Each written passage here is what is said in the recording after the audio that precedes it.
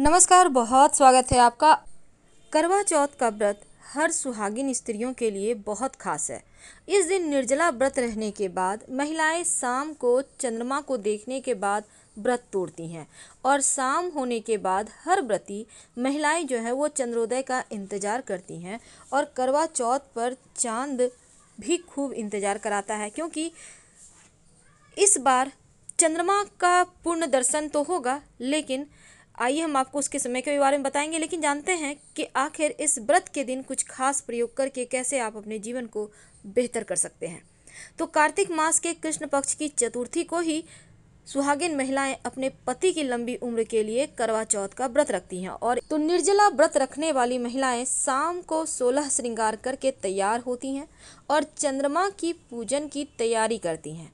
पूजा की तैयारी के बाद चंद्रोदय का इंतजार। अब करवा चौथ का चांद ऐसे में महिलाओं को भी इंतजार कराता है। तो चलिए जानते हैं कि इस बार चंद्रोदय का समय जो है वो शाम 8:11 पर है। और इस बार का जो करवा चौथ का चंद्रमा का उदय का समय है वो बहुत खास है, क्योंकि इस बार बहुत ही दुर्लभ संयोग बने हुए हैं। पूजा कैसे करेंगे?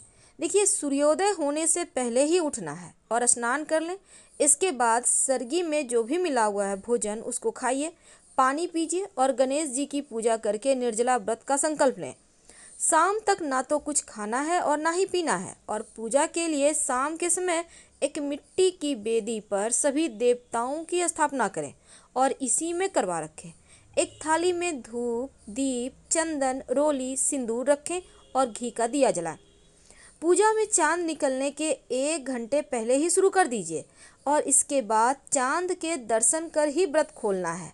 ये तो है एक साधारण सी विधि जो आप जैसे पूजा करेंगी। आइए जानते हैं विस्तार से। हालांकि इस बार करवा चौथ पर रोहिणी नक्षत्र भी है, तो ऐसे में इस बार का करवा चौथ अखंड सुहाग की प्राप्ति के लिए आपके लिए एक वरदान साबित होगा। तो इस दिन बालू या सफ़ेद मिट्टी की बेदी पर भगवान शिव, माँ पार्वती, कार्तिकेय जी, गणेश जी और चंद्रमा की मूर्तियों की स्थापना की जाती है। अगर मूर्ति ना हो तो सुपारी पर लाल धागा बांधकर पूजा कीजिएगा। याद रखिए, सुपारी ये बहुत आवश्यक है पूजा में, और बिना सुपारी का कोई भी पूजा पूर्ण नहीं होता। इसके बाद सुख सौभाग्य की कामना करते हुए सभी देवताओं का स्मरण करें और करवे सहित जो बायने हैं उन पर हल्का सा जल, चावल और गुड़ अर्पित करें। अब करवे पर 13 बार रोली से टीका करें और रोली चावल छिड़कें। फिर हाथ में 13 दाने गेहूं लेकर करवा चौथ की व्रत का श्रवण करें। करवा चौथ पूजा की सामग्री में आपको ज़रूरत होगी अक्षत, पुष्प, कुमकुम, फूलों का हार, चौकी, लाल कपड़ा, लाल चुनरी, थाली, धूप, दीप, अगरबत्ती, करवा, लोटा, करवे का ढक्कन, जल, एक दीपक, मिट्टी और सेवइयाँ, फल, मिठाई और एक साड़ी या सलवार सूट जो भी पहनती हैं, करवा माता की तस्वीर, करवा चौथ की कथा की किताब और माँ पार्वती की आरती की किताब, छलनी और दान करने के लिए पैसे। लेकिन हम पूजा की तमाम विधि बताएं उसके पहले एक बात जान लें, इस दिन काले रंग का ना तो चूड़ी पहनना है, ना साड़ी कपड़े पहनना है और ना ही पति से झगड़े करना है और ना ही इस दिन किसी से झगड़े लड़ाई करें, ना अपशब्द बोलें। सुई धागा का प्रयोग बिल्कुल भी मत कीजिएगा और किसी को भी नींद से मत जगाएं, चाहे वो व्यक्ति कोई भी हो।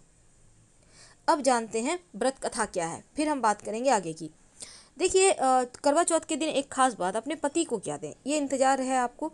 देखिए, आपने जो पूजा पाठ किया, आपके थाली में जब आप चंद्रमा को अर्घ देती हैं, पति के हाथों से आप जल पीती हैं, पति आपको गिफ्ट देता है, लेकिन बदले में आप क्या देंगी कि पूरे साल उनकी खुशियाँ दुगुनी चौगुनी हो जाए। देखिए, जो लाल धागा, मौली धागा आपने अर्पित किया है और सुपारी, वो अपनी पति को दे दें।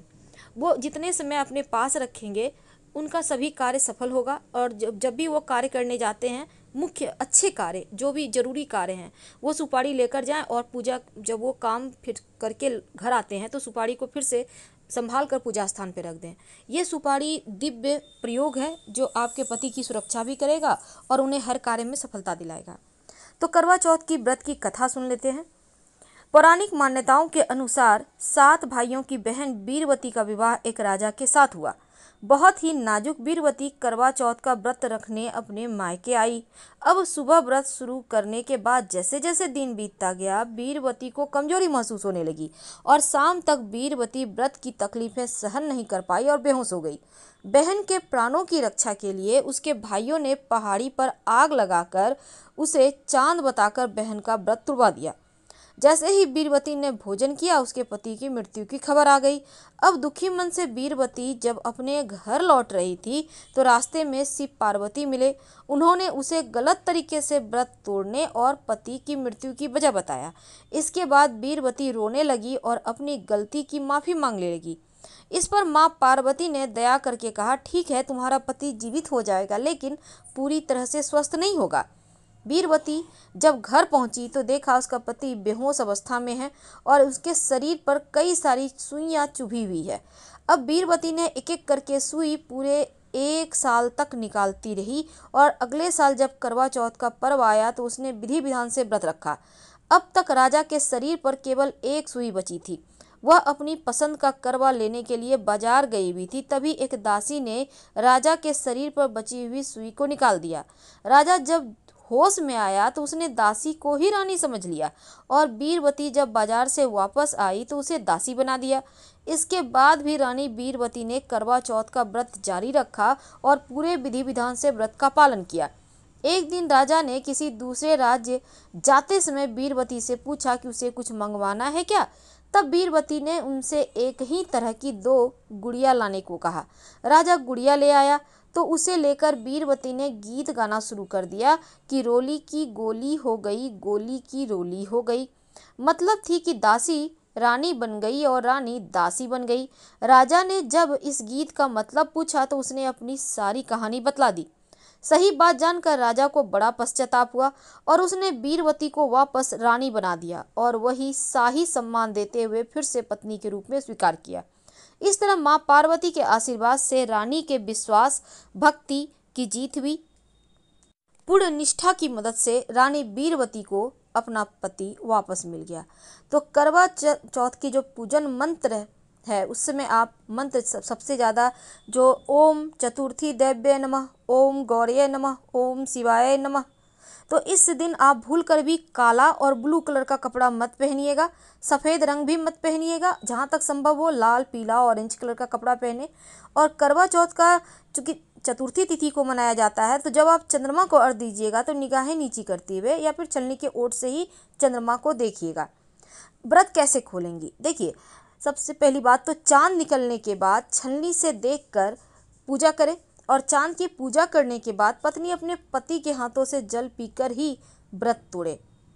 तो चंद्रमा को अर्घ्य देने से क्या होता है, देखिए जब आप चंद्रमा को अर्घ्य देंगी तो चांदी के पात्र में या फिर आपके पास जो भी लोटा है पानी में थोड़ा सा दूध मिला लें और फिर इसी जल में दूध जो मिला हुआ है उसी से चंद्रमा को अर्घ्य दें।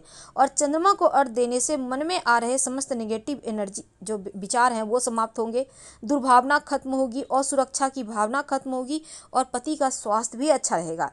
तो चंद्रमा को अर्घ्य देने से चंद्र की स्थिति भी मजबूत होती है। करवा चौथ की पूजा करने से आप जिस स्थान पे पूजा करते हैं ना, दीवार पर गेरू से फलक बनाकर चावल को पीसें और उस घोल से ही करवा चित्रित करें तो बढ़िया रहेगा। नहीं तो आप बाजार में रेडीमेड मिलते हैं उसको भी लाकर आप लगा सकते हैं। इस दिन गणेश जी का मंत्र ओम गणेशाय नमः, शिव जी का मंत्र ओम नमः शिवाय, माँ पार्वती का मंत्र ओम शिवाय नमः, कार्तिकेय जी का मंत्र ओम षण्मुखाय नमः और चंद्रमा का मंत्र ओम सोमाय नमः। कोई भी मंत्र या समस्त मंत्र कम से कम 5-5 बार जरूर पढ़िएगा। इससे आपके पूजा के फलों में वृद्धि होगी और आपको शुभ फल की प्राप्ति होगी। फिलहाल आपसे विदा लेंगे। हर हर महादेव। जानकारी अच्छी लगे तो लाइक कर सब्सक्राइब जरूर करें। धन्यवाद।